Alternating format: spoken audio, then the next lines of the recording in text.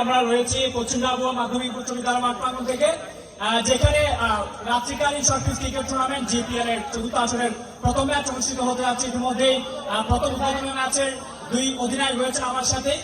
Top টেনের অধিনায়ক mister Salamatullah এবং তার সাথে রয়েছেন দুর্বার রাইডার্সের অধিনায়ক মিস্টার তামিম।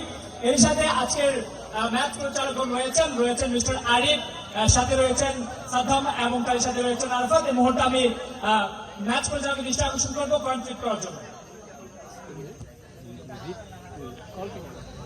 সিদ্ধান্ত রয়েছে কোনো কারণ রয়েছে কি? একেবারে ফ্রেশ একটি উইকেট, তবে উইকেটে বেশ কিছুটা ক্র্যাক দেখা যাচ্ছে, তবে হয়তো ব্যাটারদের জন্য বেশ খানিকটা কষ্টসাধ্য হতে পারে। তবে বল নেওয়ার সিদ্ধান্তটা কি জন্য? ইনশাআল্লাহ এটা প্রথম ম্যাচ, আমরা এই উইকেট সম্পর্কে অবগত নই, তাই আমাদের এই উইকেট নিয়ে ভালোর জন্য তাই আমরা ফিল্ড নেওয়ার সিদ্ধান্ত রয়েছে এবং আমাদের দলে ব্যাটসম্যান এবং ফিল্ড এবং বোলার দুদিকে রয়েছে। ইনশাআল্লাহ আমরা জয়লাভ করবো। এবং সেই সাথে দলের কম্বিনেশন কেমন দেখছেন প্রথম ম্যাচ? সেক্ষেত্রে দলকে কিভাবে সাজাবেন?